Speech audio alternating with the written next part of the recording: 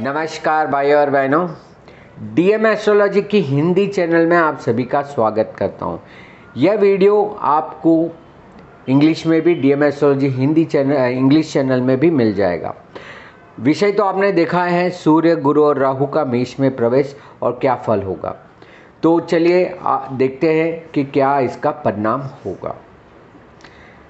तो इस बात पे हम चले हैं कि क्या परिणाम होगा सूर्य, गुरु और राहु का। आप सभी ने मेरा वीडियो देखा होगा, गुरु राहु चंडाल योग मेष राशि में, जो 22 अप्रैल से होने वाला है। इससे साथ साथ में जुड़ी हुई जो घटना है, इसके ऊपर मैं आप आज का वीडियो बना रहा हूँ। जैसे कि सूर्य और राहु का भी यहाँ पे मिलन हो रहा है। अब 14 अप्रैल में सूर्य मेष राशि में प्रवेश कर चुके हैं। 20 तारीख को सूर्य ग्रहण भी हो गया है, हालांकि भारत में नहीं दिखा पर अन्य राज्यों में ये दिखा, सो इसका भी इफेक्ट हुआ। और अब 22 तारीख को गुरु भी उसमें जुड़ेगा। तो मेष राशि में सूर्य, गुरु और राहु तीनों का एक साथ मिलन होगा। तो क्या यह परिणाम मिलेंगे। अब सूर्य राहु रहेगा 14 अप्रैल 2023 से लेकर 15 मई 2023 तक।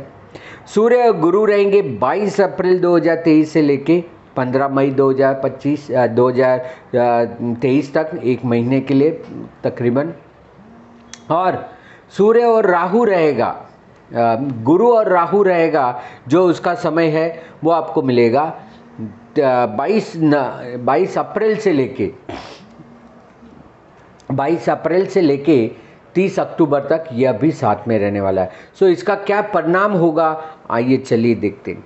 अब गुरु राहु का तो हम देख चुके हैं। अब ये देखिए कितनी घटनाएं एक साथ हो रही है। सूर्य अग्नि तत्व का, गुरु अग्नि तत्व का, मेष राशि अग्नि तत्व की, मेष राशि का स्वामी मंगल अग्नि तत्व का, इतनी सारी अग्नियों में मिलने वाला राहु। अब देखिए राहु तो हालांकि 1 साल से यहाँ पे बैठा हुआ है मेष राशि में। वो पिछले 13 अप्रैल को आ चुका था। उस समय भी सूर्य राहु का घर्षण हुआ था। अब उस समय पे गुरु महाराज नहीं थे, अब गुरु महाराज भी हैं। अब सूर्य और राहु जो है वो 24 और 25 अप्रैल में एक ही अंश पे भ्रमण करेंगे। 10 अंश में सूर्य और राहु का मिक्सचर हो रहा है। अब हमें पता है कि राहु है वो उत्तरीय ध्रुव का क्षेत्र है, मतलब कि नॉर्थ पोल का टच है। चंद्र और पृथ्वी का जहाँ उत्तरी छेदन है, उस भाग को हम नॉर्थ ध्रुव को हम राहु कहते हैं, और दक्षिण की तरफ जो छेदन होता है उसको केतु कहते हैं। So it is basically a node, वो एक तरह का नोड है। सो ये नोड पे अब सूर्य भ्रमण करेगा, और इसी 24 और 25 अप्रैल के दिन यह दोनों एक ही बिंदु से पसार होंगे। अब ये बहुत ही खतरनाक पाठ होगा, क्योंकि ये सब अश्विनी नक्षत्र में घट रहा है। 28 अप्रैल तक ये दोनों अश्विनी नक्षत्र में रहेंगे। अश्विनी नक्षत्र का मालिक केतु है, जो बराबर दक्षिण ध्रुव पे दक्षिणी भेदन बिंदु पे खड़ा हुआ है, और सूर्य के सामने केतु और साथ में राहु है। सो ये दोनों तरह से राहु केतु के क्लच में आ जाएगा। अब सूर्य, हमें पता है कि सूर्य सत्ता का मालिक है, पिता का मालिक है, रोग प्रतिकारक शक्ति का मालिक है, आत्मबल का कारक है, और विशेषतः नाम, प्रतिष्ठा और हमारे अंदर रही हुई ऊर्जा क्षेत्र, जिसे हम आत्मा कहते हैं, उसका भी कारक है। सो इस तरह से यह बहुत ही संवेदनशील घटना बनने जा रही है, जिसमें सूर्य, गुरु और राहु इकट्ठा होंगे। अब सूर्य अग्नि तत्व का, गुरु अग्नि तत्व का, राशिपति मंगल अग्नि तत्व का, मेष राशि अग्नि तत्व की, इतनी अग्नि के साथ जब राहु जुड़ेगा तो आप आकस्मिक रूप से कोई ना कोई घटनाओं का देखेंगे। अब इसका असर होगा गर्मी के ऊपर, क्योंकि हीट है। ये अग्नि तत्व का मतलब ही होता है हीट, आगजनी, रोग प्रतिकारक शक्ति कम होना, बीमारी आना, क्योंकि जब इम्यूनिटी एकदम कम हो जाती है, जो रोग प्रतिकारक शक्ति कम हो जाती है, तो बीमारी आती है। सो यह बीमारी के लिए भी अच्छा समय नहीं होगा। जो कोई भी बीमार है उसको ध्यान रखना है, जो स्वस्थ है उसको भी ध्यान रखना है।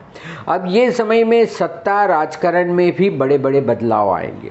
बहुत सारे लोग जो है असंतुष्ट है, वो भी अपनी पार्टी या दल बदल सकते हैं। बहुत सारे नेता इस समय पे कोई ऐसी बात कह दे, कोई ऐसी चीज़ें कर दे जिससे भी जनता में रोष आ सकता है, अग्नि आ सकती है, या तो कोई तरह का गुस्सा भी बन सकता है। इसलिए राजकारण या जो राजनेता है उनको भी बोलने करने में संभालना है। और कुदरती और प्रकृति के रूप से भी यहाँ पे आग जनने के, आग लगने के, या तो अग्नि का कहीं ना कहीं वास होने की घटनाएं हो सकती है। सो सभी को इस समय पे बहुत ज़्यादा तौर पे संभालना होगा। सो यह एक घटना है जिसके ऊपर आप सभी को बहुत ज़्यादा ध्यान केंद्रित करना होगा। अब देखिए, ये मेष राशि में घटने वाली घटना जो हमारे मस्तिष्क को भी असर करती है। तो मस्तिष्क के ऊपर भी हमारा कोई कुप्रभाव हो सकता है, जैसे कि कंप्यूटर में वायरस आने पे वो ठीक से काम नहीं करता, ऐसा दिमाग में भी कोई गलत इंफॉर्मेशन या वायरस आ सकता है जिस वजह से भी वाद विवाद हो सकता है। तो आप सभी को इस समय पे अपने जो निर्णय हैं, खास करके महत्वपूर्ण निर्णय है, उसमें ध्यान रखना है। अब हम देखेंगे कि हर एक राशियों के लिए ये क्या क्या संभालना है। वैसे गुरु राहु चंडाल योग के वीडियो में आपने ये सब सुन चुके हैं, पर यहाँ पे सूर्य के जुड़ने पे क्या फ़र्क पड़ेगा और आपको 15 मई तक किन किन चीज़ों पे विशेष ध्यान देना है, वो हम बात करेंगे। बात करते हैं मेष राशि की। अब जब हम राशि की बात करते हैं तो ये आपकी चंद्र की राशि होगी या ये लग्न की राशि होगी। चाहे अगर चंद्र की राशि होगी तो ये आपको मन, मस्तिष्क और विचारों में परिवर्तन लाएगा, और यदि आपकी ये लग्न की राशि है, राशियों की अगर बात होती है, तो वो आपके शारीरिक तौर पे होगा, जो आपको ज़्यादा संभालना है। इसलिए लग्न से इसको जरूर देखें कि लग्न कुंडली में मेष राशि आपके कौन से भाव में पड़ती है, उसी का ये उल्लेख मैं करूँगा। अब मेष राशि वालों को तो अपने ही लग्न में ये घटना बनने जा रही है, अपनी राशि में ही ये घटना बनने जा रही है, तो उनको अग्नि का कितना प्रभाव होगा। जो कोई भी स्वास्थ्य से संबंधित कोई आपकी तकलीफ है, उसको बिल्कुल ही ध्यान रखें इस समय पे। स्वास्थ्य से जुड़ी हुई कोई अगर आपके लिए बीमारियां चल रही है या कोई रोग है, तो आपको इस समय में संभालना है और अपना इलाज अच्छी तरह से करना है और अपनी रोग प्रतिकारक शक्ति को बनाए रखना है। तो स्वास्थ्य के लिए आपको विशेष तौर पे ध्यान रखना है। अब यही वृषभ राशि वालों के लिए बात करें तो ये 12वें भाव में होगा। वृषभ राशि वालों के लिए ये घटना, ये बमस्फट जो हम कहते हैं, जो आगजनी है, वो 12वें भाव में है। तो अचानक से खर्च आ सकता है, अचानक से बीमारी आ सकती है, तो इसलिए आपको इस समय पे संभालना है। सो खर्च, बंधन और बीमारियों से आपको थोड़ा संभालना होगा, विशेष खर्च न हो जाए उसका ध्यान रखना होगा। वही बात करें मिथुन राशि वालों के लिए, जी है, उनके लिए ये बहुत अच्छा है। सो जो कोई भी मिथुन राशि, मिथुन लग्न है, उनके ये 11वें भाव में घटनाएं घट रही है। सो आपको विशेष लाभ होगा, आपकी इच्छा पूर्ति होगी, क्योंकि सूर्य, गुरु और राहु तीनों 11वें भाव में बहुत अच्छा फल देते हैं। सो 11वें भाव में ये घटना घटने जा रही है, तो आपके लिए बहुत ही अच्छा फल आपको प्राप्त होगा। और इसका मालिक, मेष राशि का मालिक मंगल है, वो भी मिथुन राशि में है, इसलिए भी आपको विशेष फायदा होगा। सो आपको जो भी सामाजिक तौर पे काम करना है, मित्र वर्तुल के लिए काम करना है, या तो आपको सोशल मीडिया या आपकी इच्छाएं पूरी करनी है, बहुत अच्छा समय। कुछ भी नया कार्य आरंभ करें, देखिए उसमें कितनी गति से आपको परिणाम मिलेगी।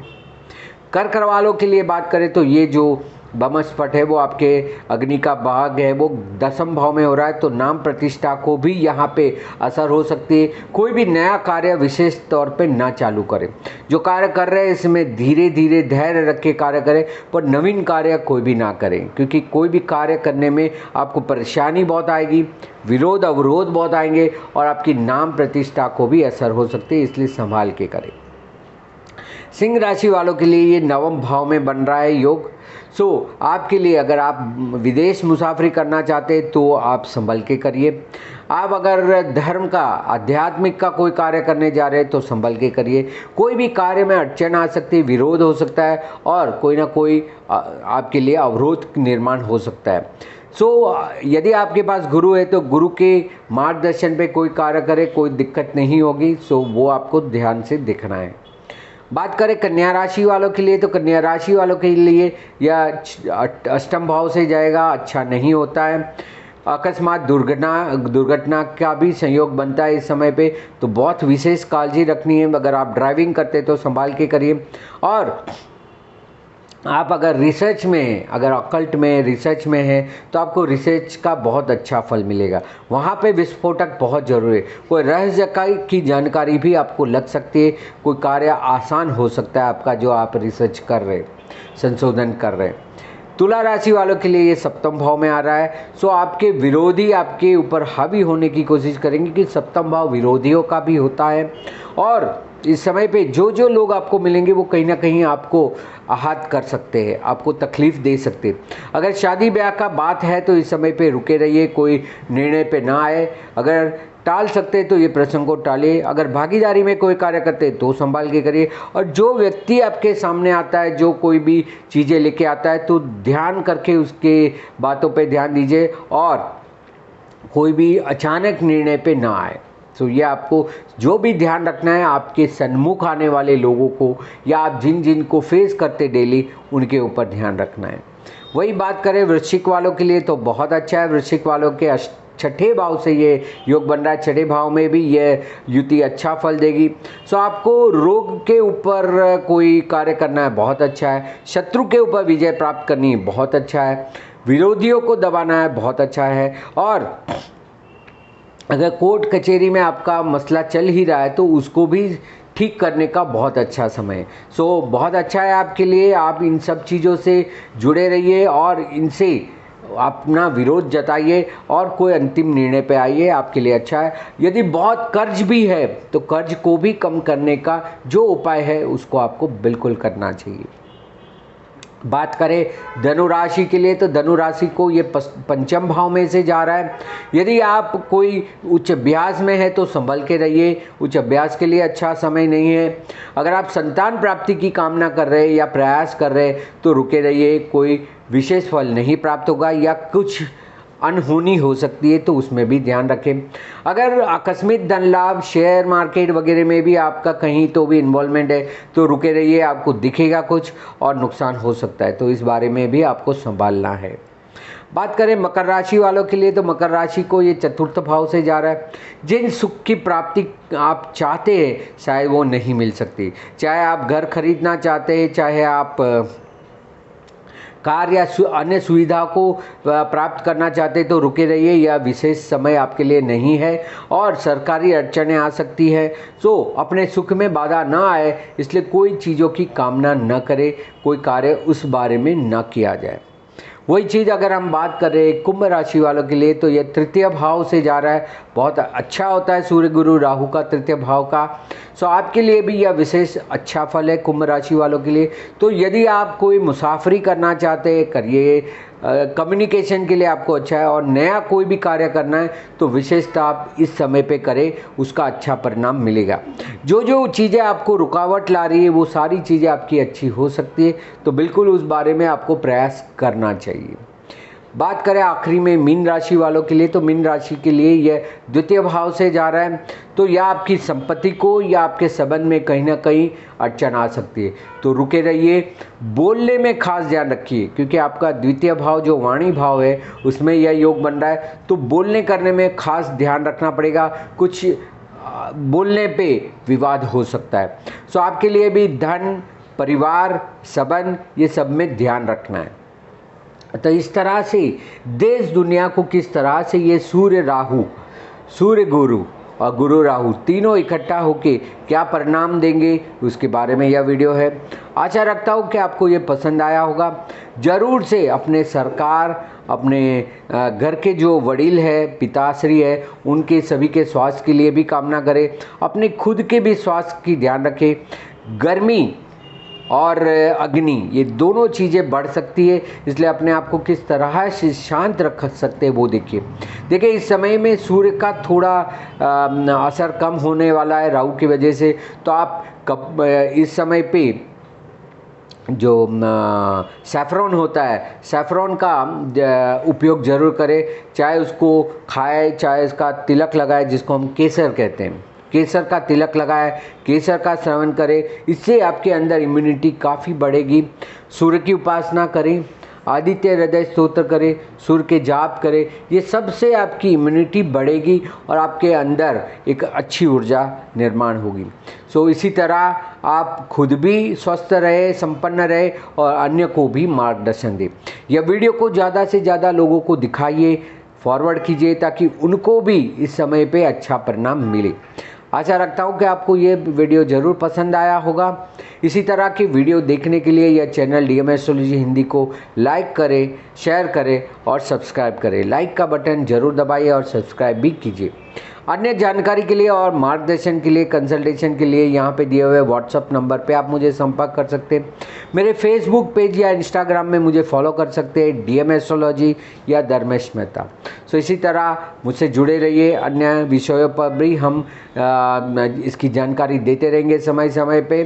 तो हिंदी चैनल के लिए डीएम एस्ट्रोलॉजी हिंदी में सब्सक्राइब करिए और इंग्लिश चैनल के लिए डीएम एस्ट्रोलॉजी जो मेरी मूल चैनल है उसको शेयर कीजिए, उसको सब्सक्राइब कीजिए। धन्यवाद, नमस्कार।